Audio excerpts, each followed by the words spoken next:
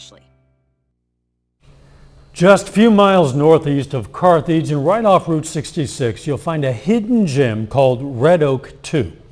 Some call it an art project, others consider it historical preservation. But for the 8 residents who currently live there, it's home. KOAM's Tanya Bach takes us there. Any time of day, especially on a weekend, I'll just go outside and there might be 20 people just in my yard taking pictures, hanging out, enjoying Route 66, just taking the tour. Jeremy Morris was traveling Route 66 himself 12 years ago when he met the creator of Red Oak 2, artist Lowell Davis. And I talked to him on the porch, found out that people actually live here, which surprised me. And I thought if anything ever comes available, I may buy a house here. Today, Morris lives at Red Oak 2 in a late 19th century home originally built in Carthage.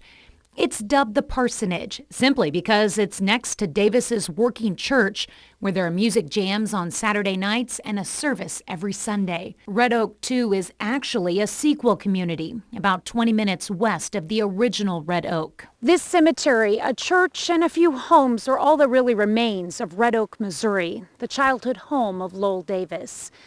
It used to be a thriving community along Route 66, but after World War II, its residents moved away, basically becoming a ghost town.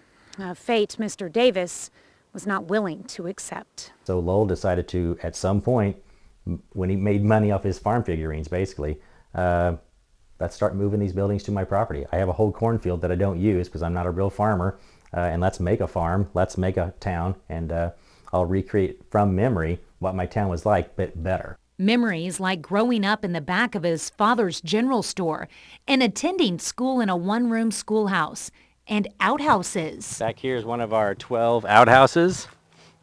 This is where Lowell used to keep all his civic awards. The current feed and seed store was the first building Davis moved from Red Oak to Red Oak 2 in 1987. They would cut some of these buildings in half and move them in the middle of the night on the streets. And then some buildings, like the log cabins, were moved log by log, sometimes numbered. Davis also found and moved a number of historical buildings, including this 1850s Civil War home from White Oak, Missouri, and the Clinging Smith cabin that Davis found in a field in La Russell, Missouri. This is an 1850s cabin. The original wall, south wall, ended right here, made of hand-hewn logs. Davis passed away 3 years ago, but before he did, he made Morris and the other residents promise him one thing. He told me before he passed, he said, keep it art. Doesn't have to be my art, but I want it to be art.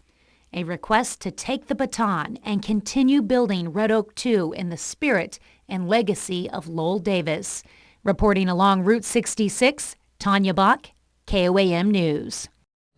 The residents of Red Oak 2 are still adding to that community. Tomorrow on KOAM News at 6, learn how the newest arrival was once used to help create Jasper County.